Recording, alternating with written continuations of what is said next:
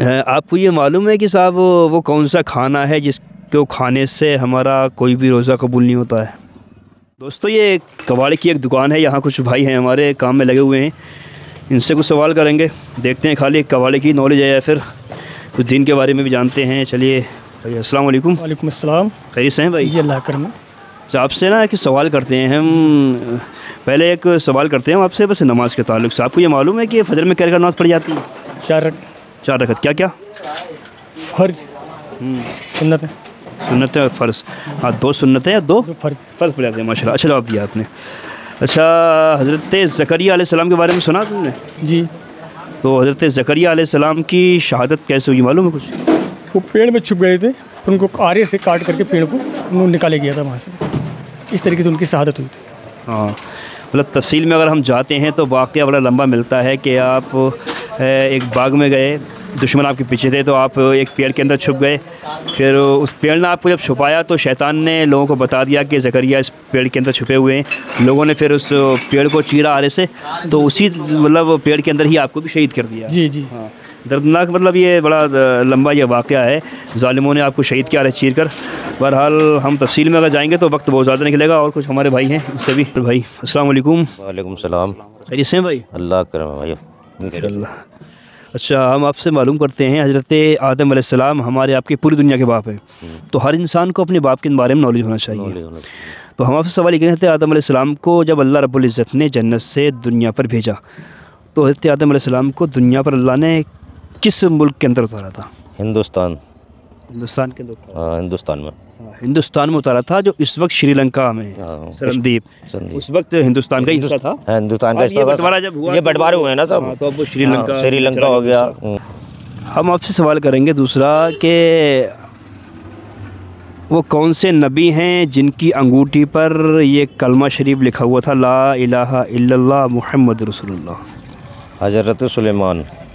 ہاں حضرت سلیمان علیہ السلام ہیں جن کی انگوٹھی پر پورا کلمہ شریف لکھا ہوا تھا، لا الہ الا اللہ محمد رسول اللہ۔ اچھا بھائی آپ ادھر ادھر کو آئیں، آپ سے سوال کر لیتے ہیں، ہم نماز کیوں پڑھتے ہیں؟ اللہ کی عبادت کے لیے، اللہ کے لیے، اللہ کے لیے۔ اللہ نے پیدا ہی ہمیں اسی لیے کیا ہے کہ نماز پڑھیں۔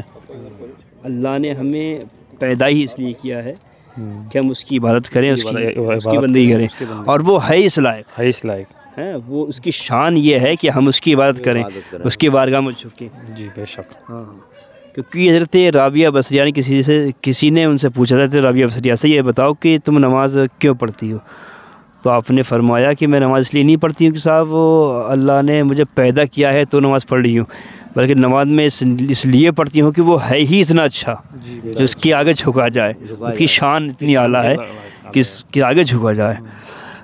چلیے ماشاءاللہ جواب آپ نے اچھا دے۔ ایک سوال میں اور کرتا ہوں، میں نے بھائی سے بھی سوال کیا تھا حضرت سلیمان علیہ السلام کے تعلق سے، تو آپ سے میں یہ سوال کرتا ہوں کہ حضرت سلیمان علیہ السلام کی جو بیویاں تھیں وہ کتنی تھیں، اگر کچھ معلوم ہے آپ کو؟ خیر اتنا تو نہیں معلوم ہے، میں نے سنا ہے لگ بھگ ہزاروں کے تعداد میں تھی، لگ بھگ، اتنا کنفرم نہیں ہے۔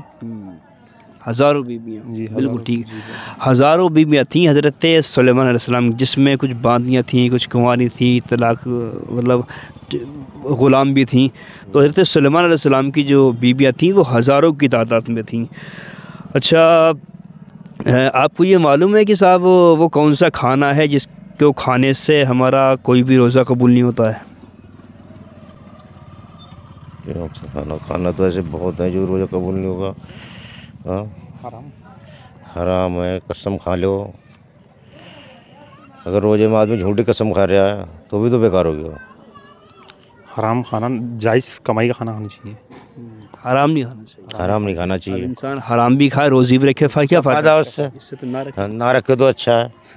اور حرام کا کھانا نہیں کھانا چاہیے انسان کو، لیکن جو حرام کھانے والے ہیں نا انہیں نہ رمضان سے مطلب ہے نہ شوال، انہیں بھی کھا رہے ہیں، انہیں تو حرام سے مطلب ہے، انہیں کیا مطلب پڑا رمضان سے؟ انہیں کیا مطلب؟ ہاں رکھتے بھی نہیں ہوں گے، نہیں رکھتے بھی نہیں ہوں گے، اور ایک آدھ دھوکے سے رکھ بھی لیتے ہوں گے تو پھر وہ ویسے قبول نہیں ہے۔ انہیں کیا پتا، انہیں تو وہ بولنا ہی ہے نا، حرام تو کھانا ہی ہے، انہیں کھانا ہی ہے۔ دوستو حرام سے بچنا چاہیے، حلال کھاؤ، محنت کی کھاؤ، جائز کھاؤ، تاکہ کھانے کا بھی تمہیں ثواب ملے، اللہ کی نعمت کا تم فائدہ بھی اٹھاؤ اور اللہ تم سے راضی بھی ہو۔